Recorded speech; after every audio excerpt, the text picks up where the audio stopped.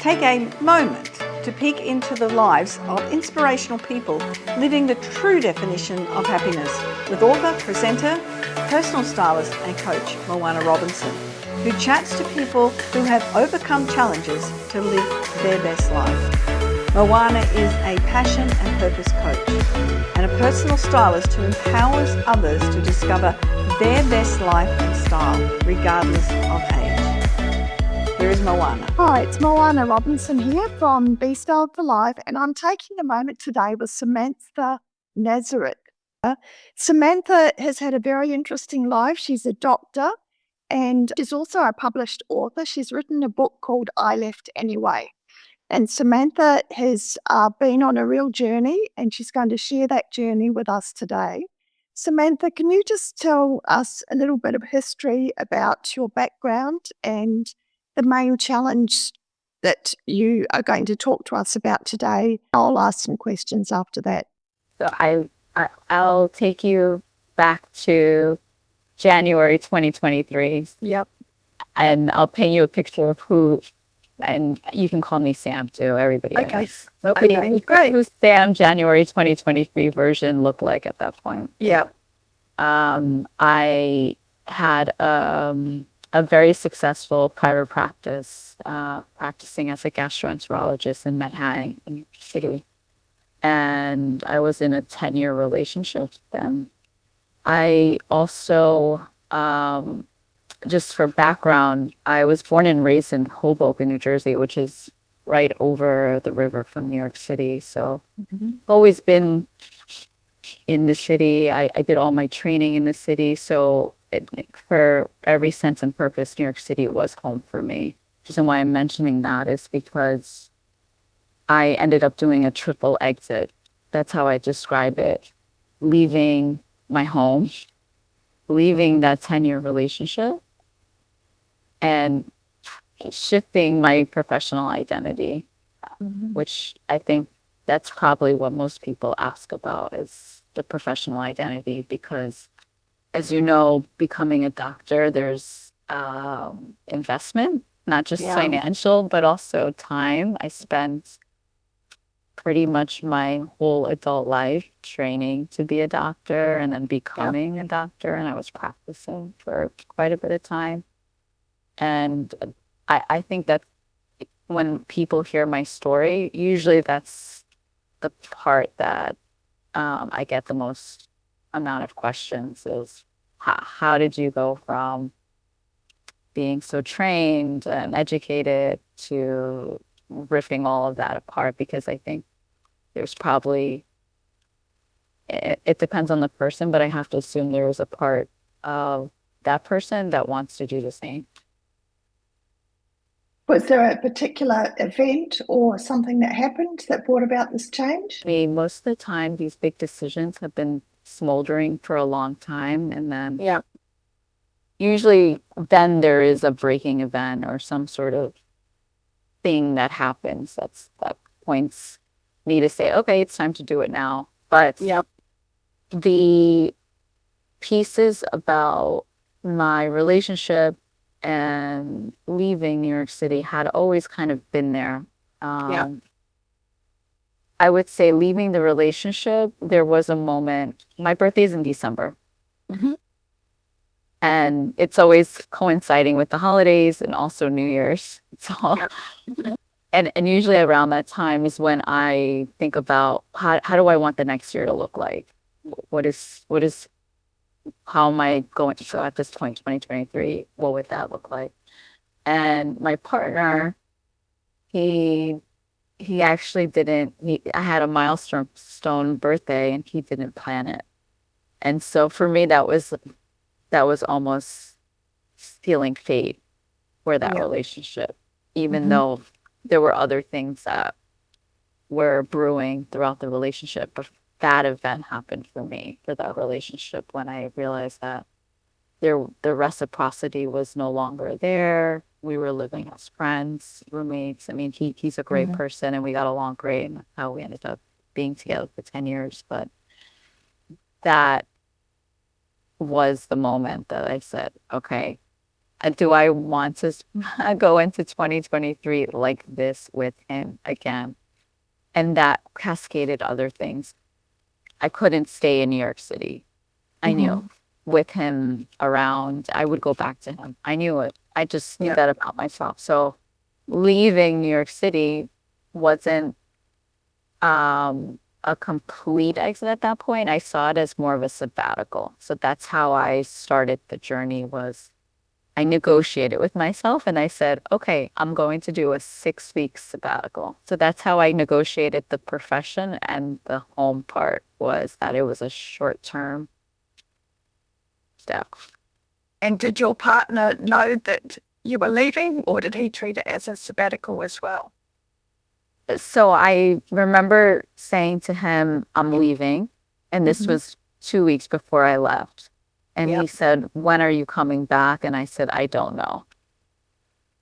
And at that point, that was my truth. I was Yeah. speaking from honesty. At Yeah. that point, I wasn't sure I was coming back. I didn't want to leave it completely off the table, but he didn't respond. But he also knew that I probably was telling the truth, but I didn't know if I was coming back or not. And when I left my key on the counter, he didn't drive me to the airport. I left alone. And I think that was a signal to him that I probably wasn't coming back, because if I was, I would have kept the key, but that was a little signal to say, Yeah. this is where it's headed now. Why do you think it is that you may have gone back if you'd stayed in New York? Because we tried. I had a moment during that 10 year that I left him and got my own place, and then I ended up going back with him. So I knew Yeah. that I had that potential in me to do that again, Yeah. because we are great friends. I still speak to him to this day. So I just knew that if it became too hard, I would reach for something familiar, and that something was someone, and then that someone was him, because he knew me so well. And familiar is easy, isn't it? Yeah, it was. Yeah. And Yeah. I knew this man would never leave me. That was also a thing that I knew. He's a rock, like he's stable, secure. He wasn't going anywhere. Yeah. Yeah. And what about your work? It must have been a responsible job that you had, and pretty busy Yeah. job. Yeah. So with medicine, you have to actually plan to separate. So I had already planned for my patients to see another doctor that we were similar in how we practice, similar in age, female, all the reasons why someone may want to come to see me. So I already had a plan in place that anybody that needed care would be seen by her, and I still trust her with everything. So that, Let's go. yeah, you can't really just leave. No. There's a way more responsibility on that side. Yeah. Yeah, that's what I was thinking. The type of work that you do, it does carry a lot of responsibility. So did you know where you were going to go, or you just went? I always wanted to go to, and I've read this about other people, that when you're making this big rupture, you usually go back to home, ancestry. So my decision really shouldn't come as a surprise that I chose to go to where my family is from, which is Puerto Rico. Okay. Yeah. So and weather-wise, I mean, who wouldn't want to spend a winter in the tropics on a beautiful beach? I mean, it seems, besides the deeper meaning of going back to my roots, Yep. there is that element. I will say that was very attractive, and it's also very close to New York. So if I needed to go back, Yeah. it was very easy to hop on a 3 hour flight, kind of like it's just a distance that you can manage that doesn't seem like very far, Yeah. and seems very reachable to New York if I need to do that jump back. And did you go straight to a job when you left, or did you take some time off?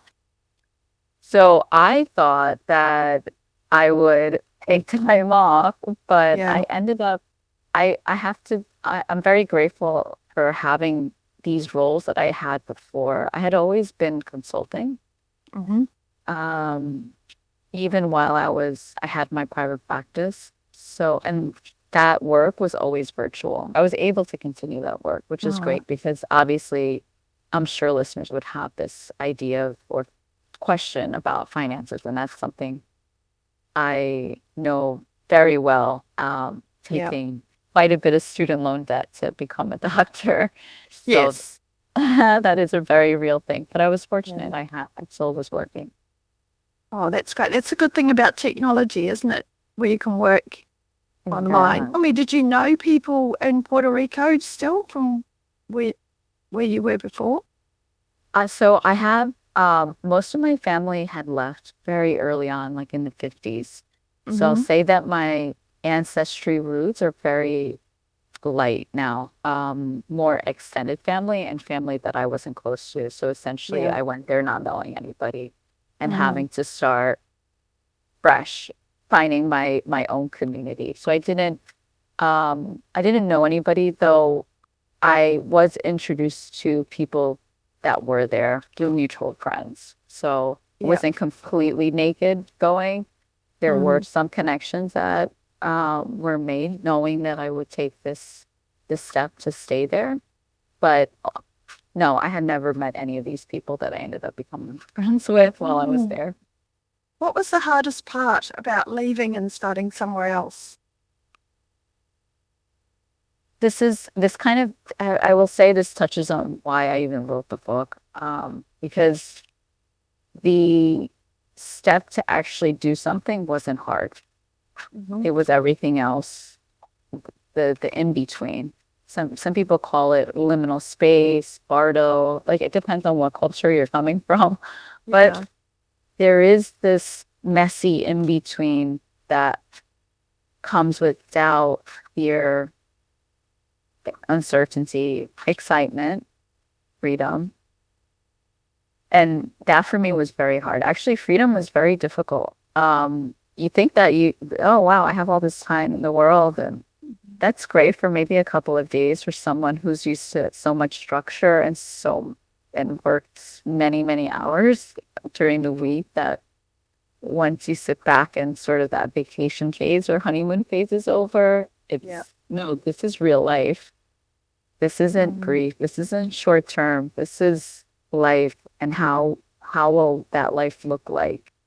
And it's overwhelming when you have all the possibilities available to you because by so much choice you can actually making it not having the need to make a decision makes it even harder to make a decision Yes, because I one understand it. Like structure and routine just gives you that safety blanket, doesn't it? You don't have to think about anything that make decisions or choices. You just carry on with that routine and structure. But then once it's gone, you've got to make choices about everything. hmm Yeah. yeah, that Yeah. certainly was the case. And I didn't mention it before, but I also had lost my mother 2 years prior to that in 2021. So I was also still in the grief phases that Mm. came up quite often, being back in ancestral land. And actually, the last time I Yeah. had been to Puerto Rico was with my mother Oh, that's many, tough. many decades Yeah. ago, like 20 decades, like, yeah, 20 years ago. So, Yeah. um, I was faced with that there too. So it was a combination of all those feelings, and that's what made it Yeah. very, very difficult without having Yeah. friends and family present. Mm. Yep. So, sorry, did you say you started another practice? Or you, No, no, no. no? I didn't, I people asked if I left medicine. I never left medicine. I Yeah. just changed, kind of evolved the way the world did, more global, Uh-huh. virtual, mobile. So like I mentioned, that basically became more of the telehealth consulting and AI. Mm-hmm. And and I joke, like the only thing I did leave was my windowless basement office with artificial lighting. Yeah. That's what I left. Yeah. Yep. Um, Yes. But you've increased your scope of practice, haven't you, to explore different modalities or alternative kind of medicine? Is that right? I had always, because GI, gastroenterology lends itself to the wellness space and nutrition side of medicine. I had always been in that space and I've always been interested in microbiome, the research that's been developing around there. Also, I've been in media for quite a bit of time, and most of the questions I get are related to wellness, biohacking, longevity, Yeah. alternative forms of medicine, because people, with good reason, are frustrated with traditional medicine. So I've been involved in that space, kind of coinciding with my profession. I've always been interested in even before I started traveling solo back in 2023, I had been to different parts of the world to look at alternative forms of medicine, Yeah. different ways to practice and healing and what that looks like. Gut health plays such an important part, especially in mental, how we feel, mental health and our emotions and everything, doesn't it? Yeah. And I see that you are a keen scuba diver as well. That's recent. And Yeah. I learned how to swim. So Oh, wow. I learned how to swim as an adult. So when I started this journey in Puerto Rico, I was on the beach every day. And this dive site came up, and so Puerto Rico is actually an archipelago. Yeah. People know it mainly for the main, where San Juan is, but there's other islands that are attached to the country. And one of them is not inhabited by people, but inhabited by wild monkeys. Yep. But it's a cool dive site because nobody is there, and or at least living on that island. So usually when that happens, the reefs, everything around it is very vibrant. Yep. So this dive site came up, and like, oh, but you have to be certified. And I said, oh, what do I have to do to be certified? Oh, I have to learn how to swim. So that actually prompted me to go out into the ocean and teach myself how to swim with some help with some friends. Yep. And then, so that was 2023. I certified for the first level, open water is what it's called. And then I became so passionate and had this spark that being deep, seeing the animals really lit up something inside of me that I became an instructor 2 years after. Yeah. Yeah. That's quite often what happens when you make a break and start something new. You start doing all these other new things as well. It just increases your curiosity and think, well, what else can I do? Thing that with the intention of taking the sabbatical, that was an intention for me, was to become a student again, to become a beginner again. And how do you like learning? I love it. That's my favorite thing about medicine, was being a medical student. You can always learn new information, and the world is such an interesting place, and the body is so interesting, and medicine is interesting. So can you describe what your life is like now? Well, I know that you did lots of traveling, didn't you? Apart from going to Puerto Rico, yeah. I did. So after that, I ended up going to Paris as a base and traveling from Paris to different parts of Europe, and deciding that I wanted to become a French resident after that trip. Yeah. Became a French resident in 2024. After leaving New York and spending winters abroad in the tropics and also just warm, that was also a rule that I had, that I didn't want to spend another winter cold or experience that living anymore. For a vacation, it's fine. But so I basically had it where I was doing or being in Paris for the warm months, and then traveling for my scuba diving. So then I ended up in Asia and South Pacific for the other months. And all of this was by yourself? This was by myself. Yeah. I was solo traveling. I was in a carry-on luggage for a good chunk of time. I would say all the way up until last year when I ended up buying scuba equipment. And then, as you know, the scuba equipment takes up a lot of space and has a lot of weight. Yeah. So I upgraded to an actual checked-in luggage. But for a while, it was just me and my carry-on. And people, I remember I was in French Polynesia, and on this little, I guess, like van, like outdoor van, because usually people are seated with air flowing. And I had my leather jacket and 2 sweaters on because I couldn't fit them in the luggage. But because I was still traveling to places where I needed it, it always came with me. And some people would take a picture of me like with 3 jackets, fitting in tropical weather. And stuff. That's just how I travel. I don't travel like that anymore, but this is back when I started. That's how I was traveling light, but you have to be for different temperatures. Oh, that's great. You've been an expert light traveler, light packer when you're traveling. Yeah, That you've settled where you are now. Yeah. Yeah, so I would say that I went into 2026. Remember, New Year's is always a big deal for me. And I usually set intentions, not resolutions, but intentions for the year of what I wanted to look like if I had to set one. And it was finding a home base. That was really, to be honest, I was getting tired of traveling so much.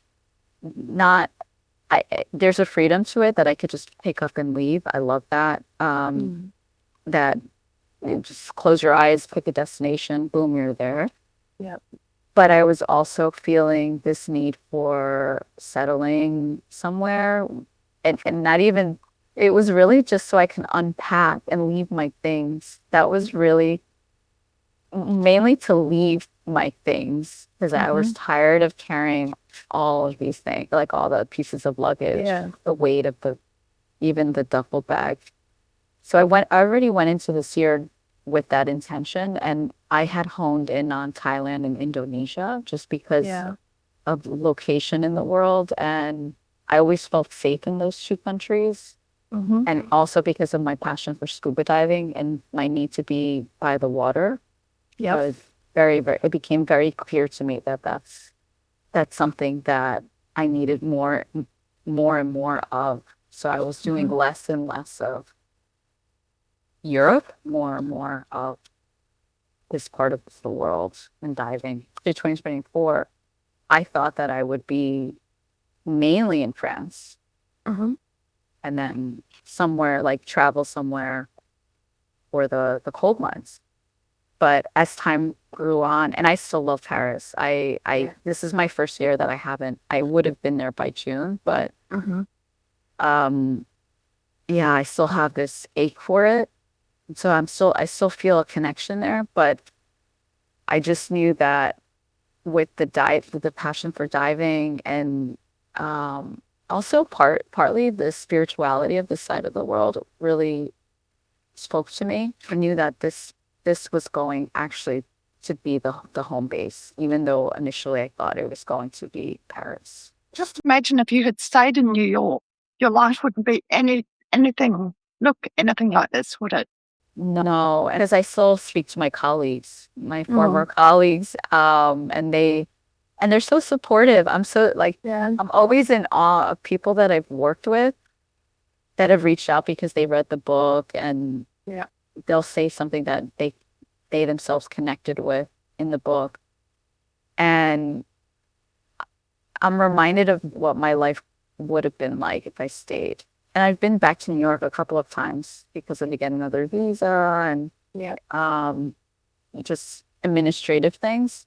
And seeing people from my past really helped me see how far I've come and how different I've become, to the point where I almost don't recognize, I don't want to say this in because I'm a doctor, but it almost feels like I died and was reborn as a different person. It feels completely separate. It's like, that was something else. Even though obviously those lessons get carried into this life. but Yeah. it does feel like that when it's so different. It's completely different. Well, it's just a renewal, isn't it? It's a transformation into the next stage of your life. Mm-hmm. Yeah. And I'll put pictures of the book up and also that people can buy it from Amazon. Do you love the work that you're doing now? Are you still interested and curious about learning more about medicine? Oh, always. I'm Yeah. always, at my very heart, I'm a scientist. Yeah. So anything, it's always about discovery and exploration, but that's just Yeah. tied now into the other parts of my life, like diving and being in this part of the world and more. It's just expanded, really. Mm. It's expanded since that life that I used to have. Have you made connections where you're staying now that you have a base, or other connections through scuba diving or through your work or through where you live? Definitely. So diving, I would say, is the easiest way to meet people around the world. Mm-hmm. Mainly because you have to be partnered with somebody when you Yeah. dive. So you're buddied up. And because I travel solo, I always need to be partnered with someone else. Yeah. And when you're on these boats for hours at a time, it lends itself to speaking to the other people, have such this rush when you come up from the dive, when you see something amazing, that connects you to the people that are around you easily. Wow. Easily. That's very inspiring for people who might have had a big change in their life to look, maybe not even scuba diving, but just learning something new, and it can start off a whole new way to connect with people.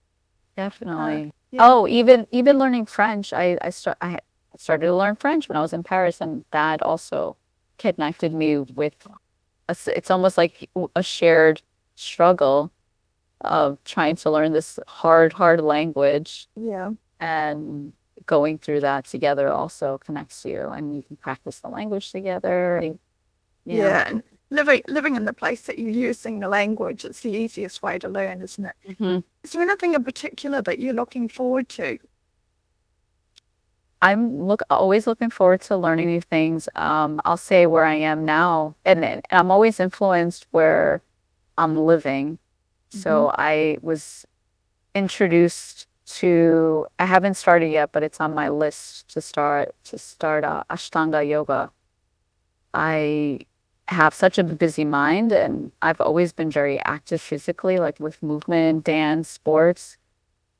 And people have mentioned it several times, and I was just told that there was a very good instructor here. And also I started surfing. So Yeah. Oh. that's another thing that, yeah, Yeah. because again, I was influenced by where I'm living now. Those were some things that people often do here. So Yeah. now that I could swim. Yes. Yes, that's wonderful. I learned as an adult as well to swim. Oh, you did? Okay. Yeah. Long time ago now. Is there any advice that you'd give to women who are maybe thinking of making a big change in their life? Yeah, so I would say that the first step is an honest step. Just make that first honest step. It could be small. And if you look at my story, it was a 6-week sabbatical, and then it became something else 2.5 years later. But I would say, yeah, just take that first honest step, but understand that what you see is the before and after, but there is going to be this messy in between. That is part of the work. It doesn't look like anything is happening, but actually quite a bit is happening. And that is part of the process. Being and living with that for some time is part of the process, but it's okay. It's just, this is it. There will be another side to it, but just understand. And that's why I think it's honest to say that it's messy. It's a messy. And I suppose a little bit uncomfortable. I wouldn't say a word into it. A bit like the cocoon before the butterfly comes out. So they get very uncomfortable. Yeah. Even the snake, when they shed the skin, it's very uncomfortable when they shed that old skin to grow into one. It is very uncomfortable, but you don't need the whole plan. You really just No. need that first step. If something is already speaking to you, just make that one little one. A little step. That's all it's Little going to do. step. Yeah.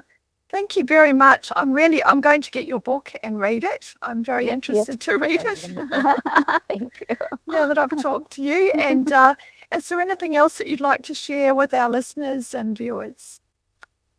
I will say that my story was a selfish story. I would say that honestly, because I wrote the book for myself. But now that it's been out, I feel like people can identify with a couple of things that are just central to humans. Yeah. My heartbreak, there's two big heartbreaks that I write about Mm-hmm. in the book. The grief of losing someone very close to you. Yep. People sometimes connect with my 10-year partnership, like a divorce, Mm-hmm. and what that looks like afterwards, or even living through that, what that feels like. It helped me connect with others because they were drawn to those parts that we all as humans go through. Yeah. So I would say that we all have our things that we go through, but I'm happy to share what happened to me if that helps somebody else. Yeah. Well, I'm sure that you have helped a lot of women out there, a lot of people out there. And I really want to sincerely thank you for taking a moment with me today. Thank you for the invite, for asking all these deep questions. Thank you for listening to Take a Moment with Moana Robinson. Remember to visit her website, bestyledforlife.com.au, and book a time for a further conversation.